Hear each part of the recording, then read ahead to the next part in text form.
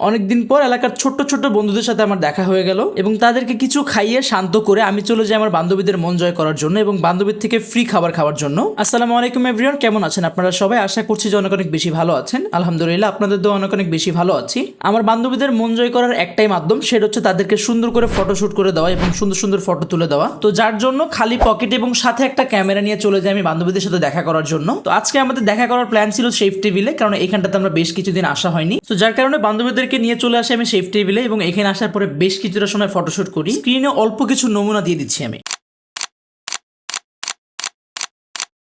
Photoshoot শেষ হওয়ার সাথে সাথে দেখলাম যে তারা ডোমিনোজে চলে যাচ্ছে পিৎজার অর্ডার দেওয়ার জন্য। তো আমি জাস্ট দূরে থেকে দেখতেছিলাম যে তাদের কি পেমেন্ট করা কমপ্লিট কিনা। যখনই দেখলাম পেমেন্ট করা কমপ্লিট, তখনই উপর থেকে নেমে আমি যাই ডোমিনোজের মধ্যে। সো খাবার অর্ডার করার 10 থেকে 15 মিনিটের মধ্যেই আমাদের খাবারটা আমাদের টেবিলে এসে পৌঁছায় এবং পিৎজা আসলে যতটুকু গরম খাওয়া যায় ততটুকুই মজা। ঠান্ডা হয়ে গেলে আসলে পিৎজার থেকে বাসি রুটি খাওয়া অনেক বেশি ভালো। সো এখানকার পিৎজাটা আমরা বেশ মজার সহিত খাই এবং খাবার দাবার শেষ হওয়ার পর আমরা সাইডেই দেখলাম যে শেফ টেবিলের মধ্যে এক জায়গায় দই ফুচকা বিক্রি হচ্ছে। এর স্টলটা দেখে মনে হচ্ছে যে নতুন। সো এখানে আমরা দই ফুচকাটাও ট্রাই করি এবং এই জায়গায় দই ফুচকাটা তত বেশি ভালো লাগলো না। সো এখানকার খাবার শেষ করার পরও এছাড়াও আমরা বেশ কিছু টাইপের খাবার খাই, কিন্তু এগুলো আসলে সবগুলো ভিডিও করা হয়নি। সো তোমাদের কয়জনের এরকম ফ্রেন্ড আছে যারা কিনা ভিডিও বা ছবি তোলার মাধ্যমে বা ছবি তোলার কারণে তোমাদেরকে অনেক বেশি ট্রিট দেয় বা খাওয়ায়? অবশ্যই অবশ্যই মেনশন করে জানিয়ে দিবা।